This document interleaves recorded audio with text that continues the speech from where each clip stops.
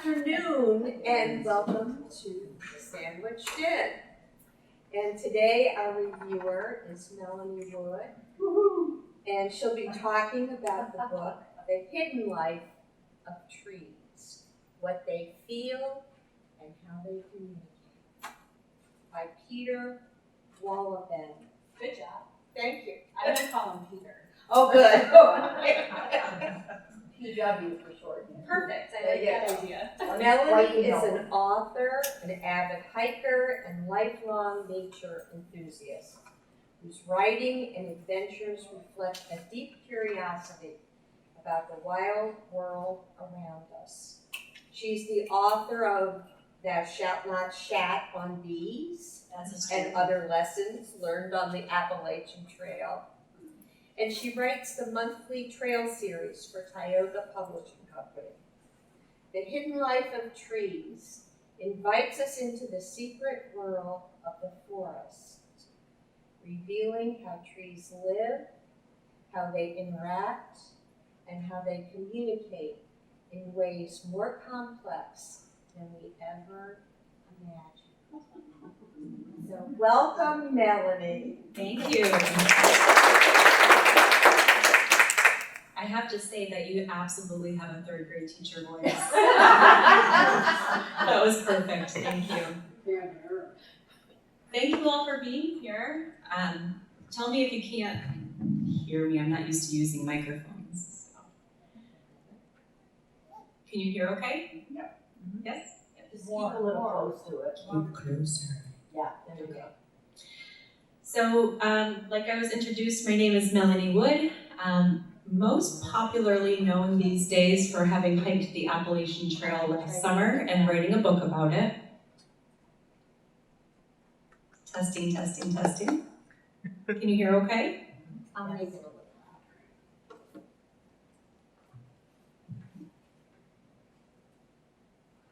louder. Time out.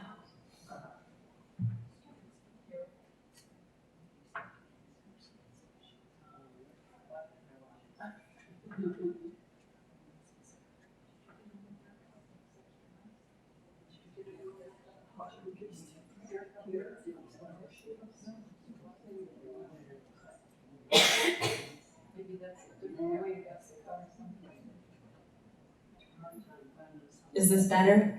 Yes. Yes. Perfect. All right. So as I was saying, what I'm known for these days is having hiked the Appalachian Trail last summer. So I went from Maine and attempted to go to Georgia, but Hurricane Helene wiped out several states. So I made it to the southern part of Virginia before being forced off the trail due to the hurricane damage. I did write a book about that experience called Thou Shalt Not Shat on Bees. You can imagine the experience that I had, that there named the book. But I also got to spend more time than average in the forest, in the mountains. I carried my house on my back. I stayed in tents. I stayed in shelters that were in the forest, in the deep wilderness. And I really got to spend time with the trees. I had read the book, The Hidden Life of Trees, before I went on that adventure. And it changed my perspective completely. It allowed me to immerse into the experience a little bit more, to create a sojourn experience even though the weather was not in my favor, and to be a part of the wilderness as if it were my community. The trees were my friends. I also own a business in Corning called Soli's Wellness, where medical massage happens. Jim knows that.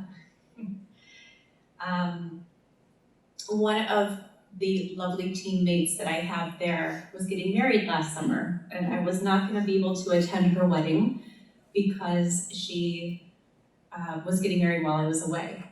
So I said, Hannah, here's the deal. I can't come to your wedding. I only have my backpack on. I'm not going to be able to send you a gift. So here's what I'm going to do.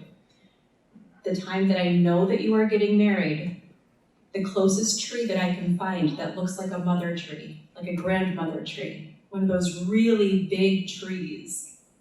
I'm going to touch that tree and I'm going to ask it for a favor. I'm going to say, please send all of my love to Hannah and Nick on their special day. Now I did that because I trusted that that tree was going to take that message and send it down through its root systems to entangle with other trees, to send chemical energy through the fungi, and then through the roots, all the way up to a tree that she was getting married underneath. And then that tree, if she touched that tree, she would be able to feel my love. Now, as she had that experience, she took the time to touch the tree that she was getting married underneath, and she closed her eyes, and she imagined my face, and she imagined my message, and she felt a surge of warmth go through her hand. And she was holding Nick's hand, and Nick felt that surge of warmth as well. Magic? Maybe. Communication? Definitely. Nature connects us. It's all around us. And we can have beautiful experiences like that, magical experiences like that, if we take the time to pay enough attention. So that makes me believe in this book just a little bit more, in the hidden life of trees, to have had that experience. Does anybody know how old the oldest known tree on the earth is? How old? 5,000? No. 2,500? Nope. 9,550 years. That is the oldest tree known right now. And I'm going to show you a picture of it before we're done, and you're going to be like, what? Because when you imagine old trees, what do you imagine? Giant, like the California redwoods, right? Giant trees. Wait till you see this tree. It's kind of funny. All right, so we already had trouble pronouncing Peter's last name, so we're just going to call him Peter, okay? Peter asks us in his book, The Hidden Life of Trees, to slow down, just like I took the time to wish Hannah and Nick well on their wedding day. Peter asks all of us to slow down. We have a really busy, chaotic life happening. All of us are busy these days. But when we go into the forest, we're invited to slow down, to look at trees differently, to realize that what we thought of as these just silent, solitary creatures, well, things, plants, as part of a really social, complex system that is cooperative and communicates. So I hope by the end of this, you'll never look at the forest the same way ever again.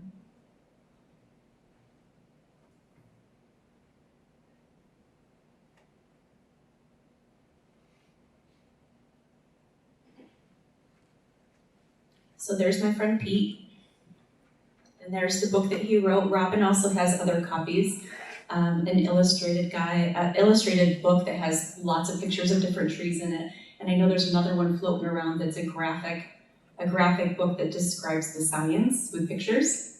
So it's good for kids too. So our friend Peter, he wasn't a scientist, even though he writes about the science of all of this. He is a German forester, and he spent decades managing planting forests, logging, supervising the whole process that turns forests into timber. So he spent years and years and years out there amongst the trees.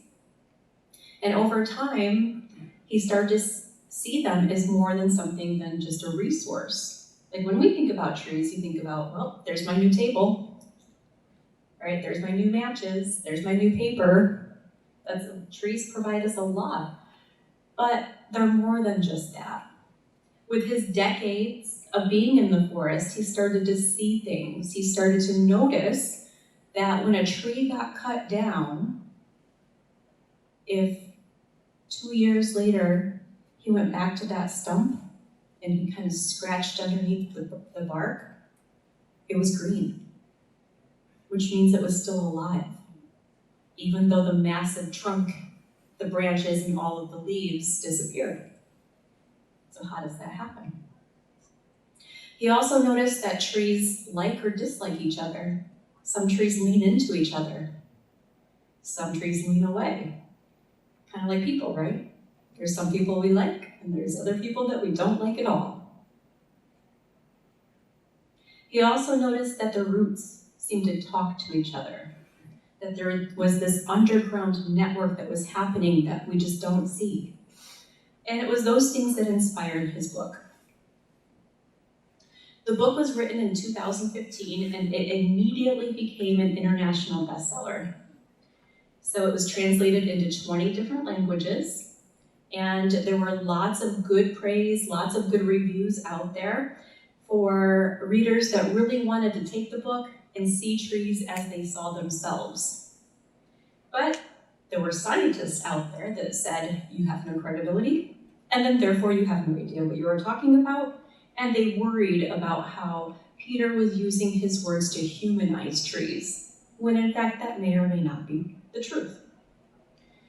So what we'll kind of explore is both sides of that, both the science and the metaphors.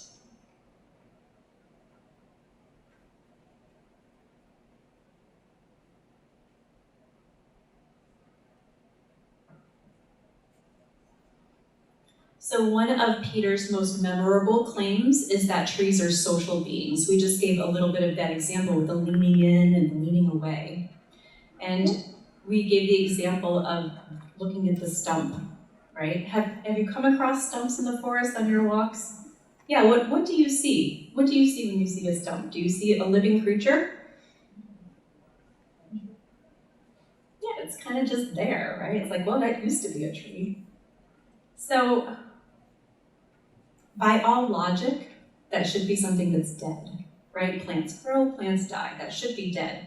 Should be long gone. But then if you scratch it and if you look really close, you see plants that are emerging out of it. You see mushrooms growing off of it. You see nutrients. You see maybe some sap still if it was a pine tree.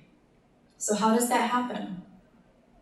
It's only by the other trees sending sugars and nutrients through their roots to keep that stump alive. So that begs the question, well, why? Why would that happen? So Peter writes, the trees in a forest care for each other.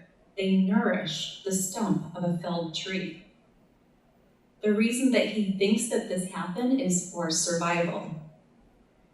When you think about yourself walking down a street alone, you get scared sometimes, right? If you're in a pack, if you're in a group of other people, you're not so scared. There's power in numbers. The forest thinks so too. A single tree exposed to storms and heat will struggle. But a community of trees, tightly woven and mutually respectful of each other and mutually supportive of each other, can live for centuries, even millennia. That's how humans have survived too, is by taking care of each other. So it's very different with some other theories that are out there, like survival of the fittest, right? Where you think that everybody else that's weak is going to kind of die off. Humans, plants, animals, it affects everybody. But they found, not just Peter, other scientists too, have found that the forests operate in something that's closer to cooperation than competition. Now you're going to have plants that are invasive species, right? You're going to have things that try to grow over each other. But as a whole, there's cooperation, support, and we'll translate that to love.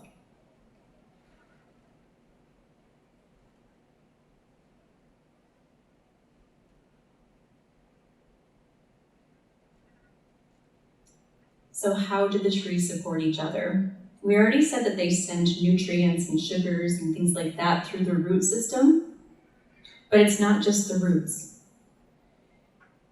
Here's where fungus comes in. There's fungus among us. So this is a really fascinating discovery that science and modern ecology has really been looking into. There's a whole fungal network underground. There's so much happening underground. So scientists like Suzanne Simard in Canada discovered that tree roots are connected by vast fungal threads. So are you fiber optic now for your internet? Is there fiber optic here? I know that it's happening in some places. Yeah, so think about that. Think about all the fiber optic cables that work so that you can have your internet and all of the things that you need to work with the Wi-Fi. So the fungus, when we think of fungus, we think mushrooms, right? Yes, that's what we see above the surface, but below the surface, it's actually like little strings. So it does look like fiber optics. So we'll call that the Wood Wide Web instead of the World Wide Web. So if one tree is under attack, you've seen caterpillars and moths that attack trees, they eat trees, they destroy trees. Other trees know about that well before and can put their chemical defenses up because of these fungi and the fiber optic lines that are created underneath the soil. So if one tree is getting attacked by insects, for example, it can send out a chemical distress signal through that network, and then neighboring trees read the signal, increase their own defensive chemicals, and then that ripples out and that expands into entire forests. But not just that forest, it expands to forests that are states away, that are countries away. So how does that happen? That's a mystery. So fungi are in between animal and plants. They depend on organic connections and they create the organic connections. Beneath our feet in the forest, there's a hidden communication system. It links roots for miles upon miles upon miles, and there's also those chemical defenses in the air. If you imagine leaves shaking in the wind, they're sending signals too. We just can't see them.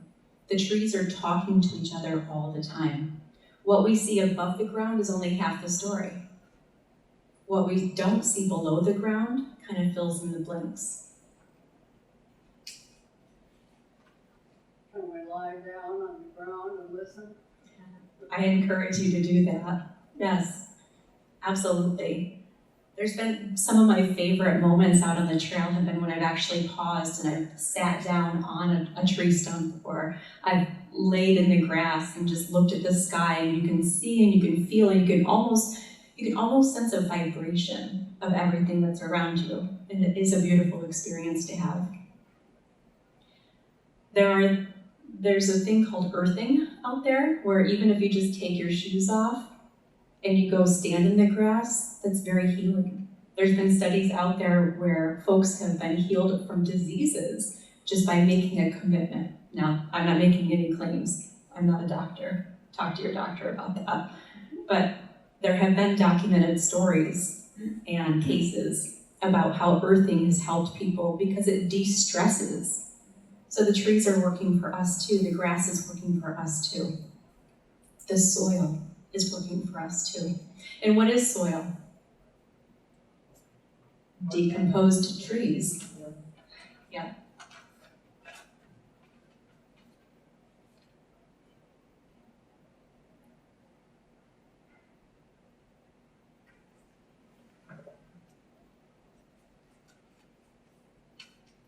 So the book does get a little bit controversial, but that also makes it captivating and worth reading.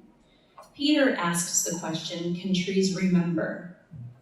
And can they feel?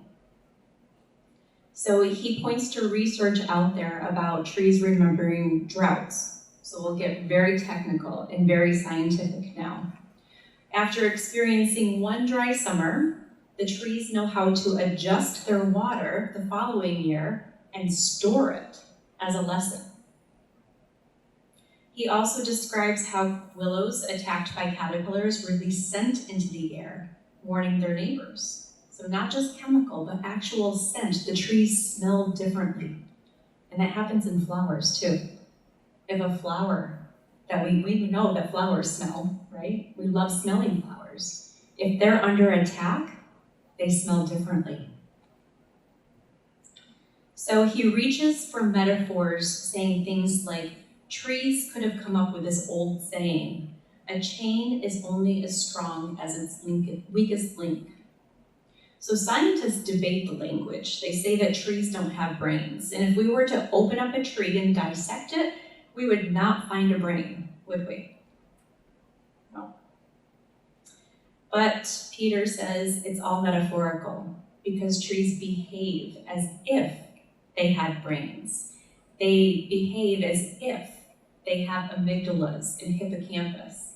So an amygdala in the brain, that's our survival part of our brain. That's the part of our brain that takes everything that we've ever experienced in our lives and says, caution, caution, caution, no matter what. Even if it's just, stubbing your toe in the dark, your brain goes, caution, caution, you're gonna die.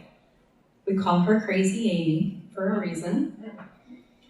But Crazy Amy talks to the hippocampus in our brain. And the hippocampus is what stores all of our pictures. It's the photo album of our brain. It stores our memories in our brain. So maybe if we dissected the tree, we wouldn't see a brain, but we could say, but it does act as if it has a crazy Amy, because it sends out that scent and it sends out those chemical distress signals, and it remembers. And it says, I have stories to tell all of the forest around me because I just had this experience. And then that story gets passed on and on and on, just like our hippocampus likes to tell the stories of our own lives. So Peter gives the trees human terms.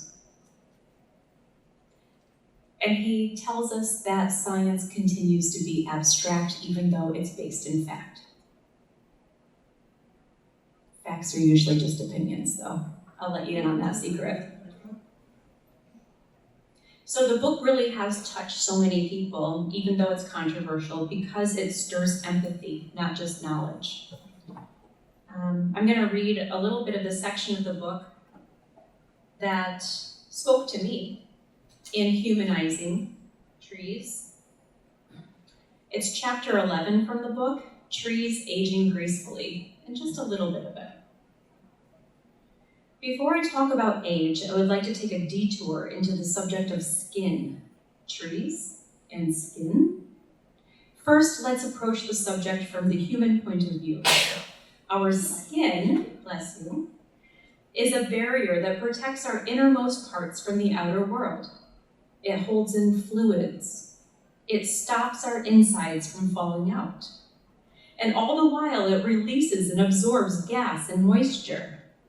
In addition, it blocks pathogens that would just love to spread through our circulatory system. Aside from that, it is sensitive to contact, which is either pleasant or gives rise to the desire for more, or painful and elicits a defensive response. Annoyingly, this complicated structure doesn't stay the same forever, but gradually sags as we age. Folds and wrinkles appear, so our contemporaries can playfully guess how old we are, give or take a few years. The necessary process of regeneration is not exactly pleasant either, when looked at close up. Each of us sheds about 0.05 ounces of skin cells a day, which adds up to about a pound a year. Ew. The numbers are impressive. 10 billion particles flake off us every single day. As you're sitting in a group of people. Isn't that nice to know? That doesn't sound very attractive, but sloughing off dead skin is necessary to keep our outer organs in good condition. And in childhood, we need to shed skin so that we can grow. Without the ability to renew and expand the covering nature gives us, sooner or later, we would burst. And how does this relate to trees? It's just the same with them. The biggest difference is simply the vocabulary we use. The skin of the beeches, the oaks, the spruce is called bark. It fulfills exactly the same function and protects trees' sensitive inner organs from an aggressive outer world. Without bark, a tree would dry out. And after the loss of fluid, fungi, which have no chance of survival in healthy, moist wood, would go to town and start breaking everything down. Insects would also need lower moisture levels, and if the bark is intact, they are doomed. A tree contains almost as much liquid inside of it as we do. How much liquid do we have inside of us? 75%, I think is what they say. And so it's unappealing to pests because they would, quite simply, suffocate. A break in the bark, then, is at least as uncomfortable for a tree as a wound in our skin is for us. And therefore, the tree relies on mechanisms similar to the ones we use to stop this from happening. Every year, a tree in its prime adds between 0.5 to 1 inch in its girth. Surely this would make the bark split? It should. To make sure that that doesn't happen, the giants constantly renew their skin while shedding enormous quantities of skin cells. In keeping with the tree's size in comparison to ours, these flakes are correspondingly larger and measure up to 8 inches across. If you take a look around on the ground under the trunks in the windy, rainy weather, you will see the remains lying there. The red bark of pines is particularly easy to spot. So I really liked that section, mostly because it's gross.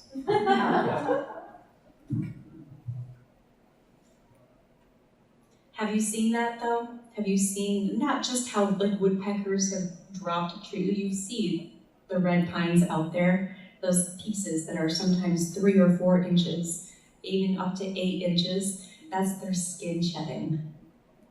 Just like we slough off our skin. I think that that's quite amazing.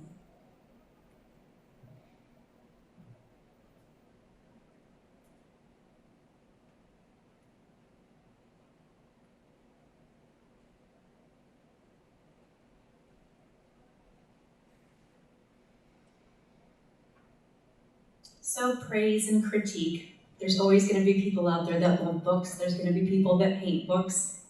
So readers, according to The Guardian, adored The Hidden Life of Trees. The Guardian praised it for transforming how the public sees forests and moved us to connect with them, to form relationships with the trees and not just see them as resources. But then the New Yorker, they sided with the scientists and said that Peter was blurring that line between metaphor and fact and creating miscommunication, misunderstanding. There wasn't enough fact-checking going on when he was writing the book. So that asks us to say, we have to say, is this a book of science or is it a book of poetry? Does it matter? It didn't matter to me. The answer is actually both, though it is rooted in science. So Susan Simard's work, and I'm going to show one of her books too. She studied the plant signaling process, and there's other scientists out there. So I think, who was it that just told me that they listened to another presentation on plants talking? Yes, there's other scientists out there that are doing this work all the time. The difference in Peter's book, though, is that it's expressed through the eyes of a storyteller. So maybe that's the point, right? Science tells us what is, or at least it tries to, until there's another new discovery, and then they change their minds. But storytelling tells us why it matters, right? So we can look at facts all day long. Facts can be written in books. Opinions can change those facts as new discoveries are made or if there's new data. But as humans, we have to look at why it matters to us. So when I first found myself walking differently in the woods, and I was planning to walk the Appalachian Trail, I got really excited because when I'm a business owner and I'm a mom and I'm driving in my car and I'm watching Netflix and I'm doing all of these things that take me outside of nature, there's not time to slow down. There's not time to notice these things. There's not time to create stories around these things. So I got really excited that I would have the opportunity to commune with nature, to be with the trees. And I did make sure that I took time every single day to be there, to notice the moss on the bark, the shade that one tree casts over another, how the sunlight comes through the trees. Like all of these little things, they give us the chance to be grateful for where we are in the present. They give us a chance to know our place in the world, even if we feel small, and to have a sense of wonder about creation. So I know it's lunchtime and you guys may have just eaten and this may put you to sleep, but I'll wake you up when we're done, okay? Close your eyes if you dare. If you don't want to close your eyes, then you can just look down into your lap. I want to put you through a guided imagery of what you can do the next time you're in the forest. This was my practice every day. I started out by just taking a really slow, deep breath into my own body and then letting it out. And now imagine that you're standing at the edge of a forest.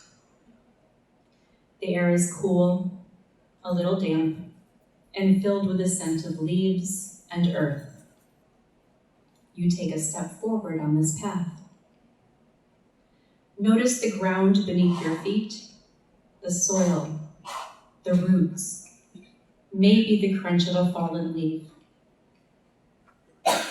With each step, you feel more connected to the earth below. As you walk deeper, notice the trees rising all around you. Each trunk is different. Some are smooth, some are rough. Some hold the scars of time. As you look up, see how their branches weave together into a living canopy. Now imagine for a moment what's happening beneath the surface. Roots stretch outward, intertwining with roots of neighboring trees. Invisible fungal threads carrying whispers of nourishment, of warning, of care. A whole community at work, unseen but alive. Pause, breathe. Feel yourself as part of this network, supported, rooted, connected. Now choose one tree that draws your attention. In your mind, walk up to that one tree. Place your hand gently on its bark. Sense its age, maybe decades, maybe centuries. Maybe it's a tree that you just planted. Imagine that it's remembering the storms, the summer droughts. Imagine that it offers shelter, shade, and life to all the creatures of the forest. Whisper a thank you to that tree. And now take another slow breath in, and with the exhale, picture yourself slowly stepping back from that forest, carrying a new sense of awareness, in that every tree that you pass, every forest that you enter is alive with hidden connections and relationships. And when you're ready, bring your attention back to this room. You can wiggle your fingers and your toes and open your eyes. Now I'm curious to know what trees you saw. What was that one tree? Was it a tree from childhood? Was it a tree that you remember from your daily walks? You guys can share. What tree did you see? I saw an apple tree that was growing in my yard. Ooh, so you got the extra, the scent and the taste of the apples. Did you eat the apples? We weren't supposed to. You weren't supposed to. She's the rebel, though. You raised your hand, Jim. Oh, yeah, that 150-year-old oak tree in Community Park in Bayside. Everybody can go see that one. Yeah. Anybody else? An evergreen that grew right in front of my door. And it was a nice sized tree when we moved into the house. And it grew much, much larger. And it shielded the little bitty front porch from snow and ice. And the branches shielded the walkway from the snow and ice. And So that was your guardian tree. that was a special tree, guardian. Your guardian tree. Well, not a guardian angel, you had a guardian tree. Beautiful. I bet it prevented you from slipping on that ice so many times. Beautiful. Anybody else want to share their tree? You can have lawsuits over neighbors. Well, that is true. We're not going to talk about the negative aspects though. That is true. We have trees that are troublemakers out there.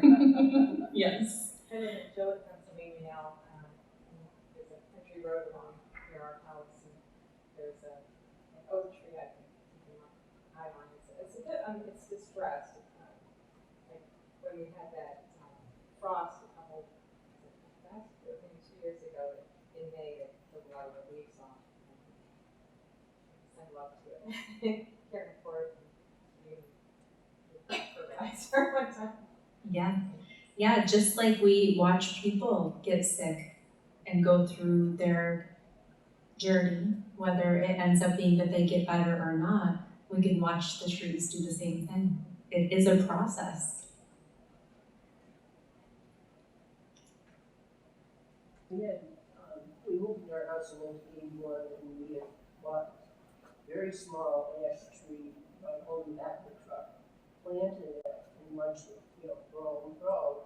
But then, about 4 or 5 years ago, we had it down because of the thermal ash tree. Oh, Yeah. So sometimes we have to make hard decisions around trees. There's some humanization there, isn't there? Whenever I think of the beauty of trees, the first thing that always comes to mind is fall foliage and seeing just the absolutely splendid different colors, and especially trees that are just, seem to have an unfair amount or bounty of color leaves. I think one thing that has always struck me especially is when you see those gorgeous trees that you expect to see on mountainsides and whatever on residential streets. I grew up over by Dickens School, by where Wegmans is and so on. And on the Grand Central side especially, as one travels north on Grand Central Avenue, there are a couple of blocks just above Dickens School that have just the most gorgeous fall bursts of colors. And I always remember that. It's one thing, again, to drive to Ithaca or whatever and look up and see beauty where you expect to see it. But to see the trees on a residential street that just year after year come through. Yeah, they're thriving, and that makes the cityscape thrive as well, to have that burst of color. And the fact that a lot of buildings, homes, and then just a couple of neighborhood stores and whatever have, really lost their luster. Some of them are being rehabbed, but really lost their luster. That road on Grand Central Ave, especially, is just. We're gonna have to go there today, you Oh, know that. do. You'll have to go visit the colors. Honestly, everybody go over to Grand Central Ave and go travel just above Division Street and keep going up. It's just striking. Thank you for sharing that. Yeah. And that brings up the cliche, right? Like, there's a season, there's another season, there's another season. The trees stick to a timetable and they teach us lessons in letting go. So the colors will be there temporarily and then they won't be there anymore. And that's true for everything that happens in our lives, both the good times and the bad times. There is a season for everything, and you know when it's time to move on and let go. There's some more humanizing for you.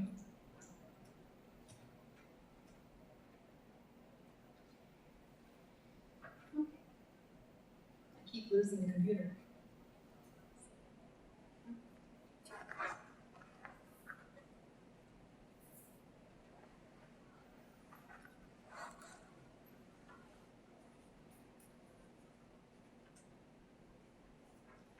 The picture of the big tree was supposed to be for those of you that kept your eyes open during the meditation, but I think you did a good job of imagining your own trees.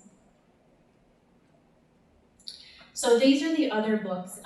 Actually, Robin brought in the Hidden Life of Trees graphic adaptation, which is being circulated around here. There's also an illustrated version that has just the most beautiful pictures of trees. The version that I have is just the print and it's a little smaller. So it's good for the beach reads when you go on vacation and you want to take a little book to read. The other ones are a little bit heavier, but they're worthwhile. They are gorgeous and they have much more information in them that is not in the little book. And Susan Simard's Finding the Mother Tree. If you are somebody that does have a scientific brain, if you liked fact over metaphor and philosophy, and you're interested in the topic, that is a good book to read because she is a scientist. She is somebody that studied that plant signaling system for many, many years. So her book, Finding the Mother Tree and Discovering the Wisdom of the Forest, gives the scientific backing behind it, but also still has a little bit of the poetry. Just read the title. It's still a beautiful process, even though it's science and science facts. So I wanted to make sure that you guys knew about those books as well, in addition to the Hidden Life of Trees, the version that I was reading out of. Okay.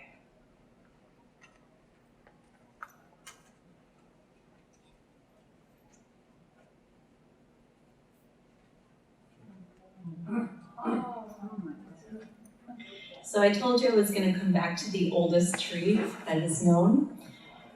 So that's pronounced Chico, Old Chico. Kind of looks a little runty, doesn't it? Yeah. So Old Chico is named after Professor Leif Pullman's Siberian Husky and is 9,550 years old. So Leif Pullman is the person that studied the carbon-14 dating. That's the process they use to find out how old a tree is. From school, do you remember in elementary school, they said we can count the rings? Yeah, so that's basically the same thing, but there's technology out there now that uses carbon-14 dating.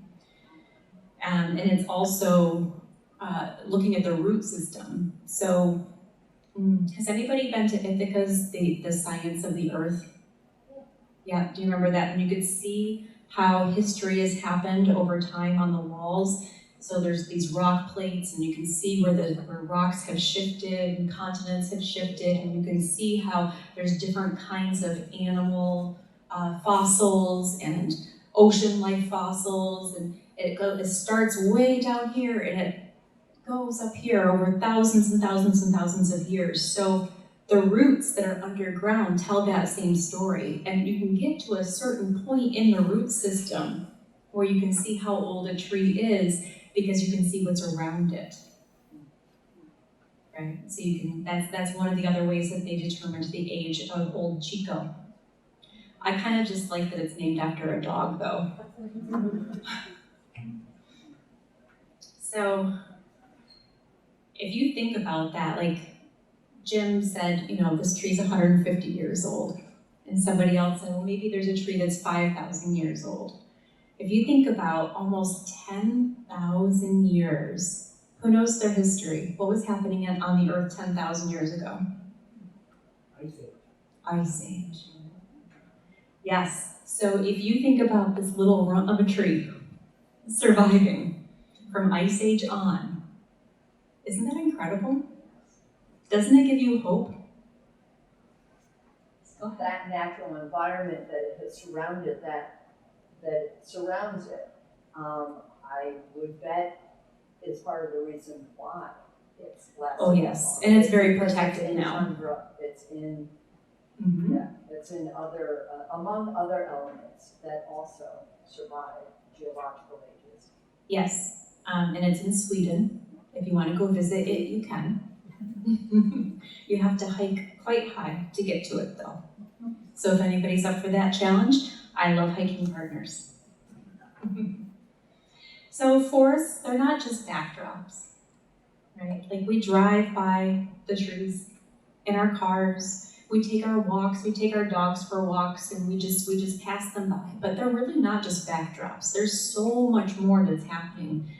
They're ancient, they're dynamic, they're social systems. They communicate with each other, but they communicate with us too.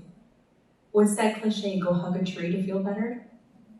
Or people that are known for love are tree huggers? Yeah, well that's cliche for a reason. Melanie, Yes. I don't just hug trees. I take them out to dinner and to lunch. I can see you doing that, Jim. Mm-hmm. And I don't have a dog of my own, but the dog I walk stops and smells every blessed tree we have. So Yeah. they're never just a backdrop, you know. Oh God. You have to investigate it. Yep. Snurple. Yeah, so I encourage you the next time you go out for a walk to think about the trees that you're passing by, to maybe talk to the trees and see if they talk back, to put your hands on the trees to see if you can feel anything that you wouldn't normally feel. Maybe hug a tree. You might look a little crazy, but who cares at this point? I don't. Let me ask you a question. How long are you supposed to hug another person for in order to feel better? Forever. I love that answer. Yes, keep hugging those people. The scientific heart math data says about 30 seconds is what you need to hug somebody for in order to feel better, to have all of those chemicals in your brain activated. How long do you think you need to hug a tree for to feel better? Longer than that. No, 10 seconds. So if you wrap your arms around a tree and you rest your cheek against the bark, count to 10, see if it works for you. Doesn't hurt to try, right? I thought you were raising your hand. No. All right, we have about 10 minutes for questions. Did you travel alone in the Appalachian? I did travel alone, yes. I hiked alone, but I was never alone because I saw other hikers at least once a day, every single day. And I did have some brave friends that did join me for a day or so. And Jeff, the person in my life, he also came and hiked with me once in a while when he brought me resupply and food. He brought me food, he brought me new socks. Man, I needed new socks all the time. So he would bring me supplies and he would hike a couple of days with me. But the majority of the 120 days was on my own. In what months were they? What part of the year? June through September, so I just had the anniversary of when I had to get off the trail. Mm-hmm. I'm not sure if I learned it in the books or maybe another book recently, so much better understanding how trees shed their leaves or why they do. I always felt like so sad about it, but as I scientifically, they have to get rid of their leaves because that'll make their branches heavy, you know, and more susceptible to breakage. Mm-hmm. But the leaves are basically their food, you know, so the leaves are feeding them, and then they have to get rid of them as quickly as possible before winter sets in, and they can store their water inside them, and from that, they can produce damage to them. Right. Yeah, just like with us, our fingernails grow, our hair grows, our skin grows. We're constantly in a regeneration process, and the trees are too. They absolutely have to go through the seasons in order to stay healthy.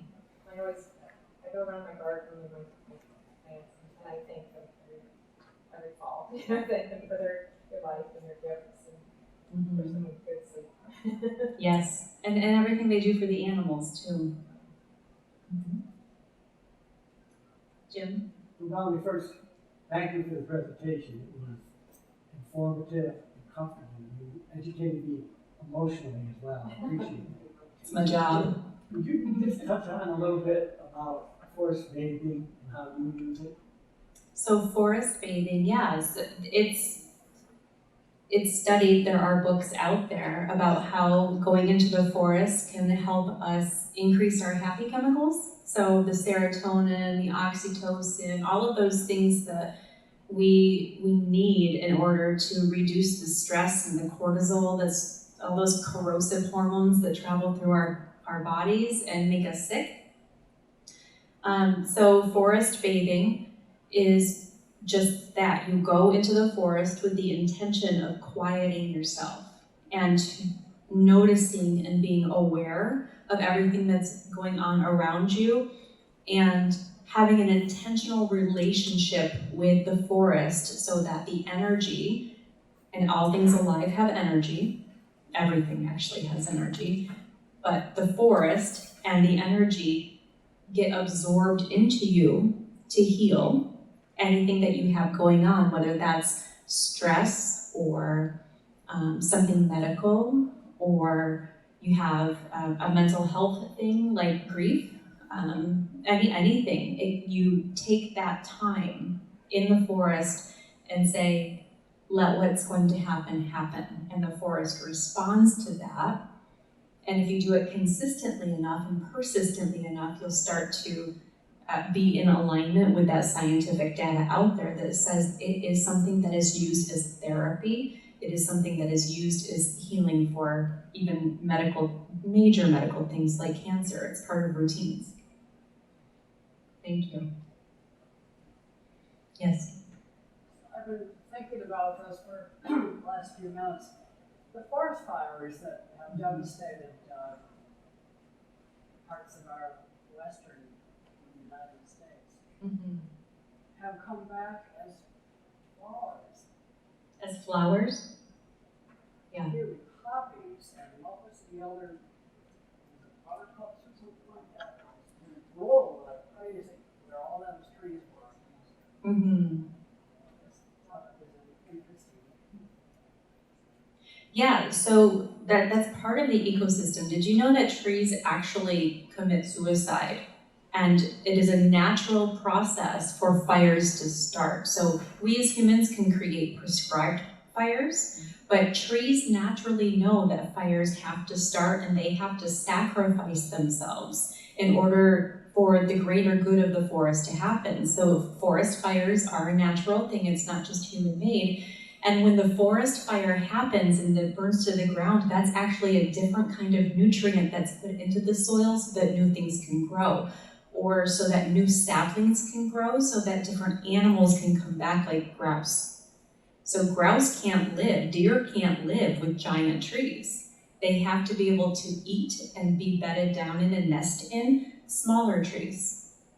So the forest knows that. And that's why fires happen. Now, not the giant fires that are caused by humans, of course, but huge forest fires have happened naturally too. And so did the earliest human harvesters, who recognized that slash and burn, when it's controlled and when you're trying to get something from the earth and you recognize that you have to give it back to it. Yes. And I am not a person who knows the science of forestry or anything else. I am someone who appreciates history and studies other world cultures. Mhm. And I have to, I've been sitting here thinking that when this book came out, I never read the book. I definitely understand the skepticism because I love history and culture. Mhm. And so I can see where, you know, the one major criticism would be where does the metaphor and the fiction, the story, the beautiful storytelling stop and the fact begin. It's so much of what he describes sounds like a human describing human features to why a tree is doing Yeah. what it's doing. And that is the biggest critique about the book, for But sure. on the other hand, oh my God, folks who have for millennia followed Eastern religions must love this. Mhm. And Because even they Native believe- American culture here, Yeah. there's always been sacrifice for the greater good, and the giving, and And to the believe that everything blessings. has a spirit, and therefore. Yes. capable And of everything has a death interaction. cycle. Literally everything has a death cycle. Qigong, yes. Oh, Chico. Except Chico, yeah, except our old tree here. But eventually even old Chico. I think that old Chico still stands because humans were really taking care of it too. Right? They're trying to preserve that. Any other questions? Well, thank you. Thank you all. It's been a pleasure.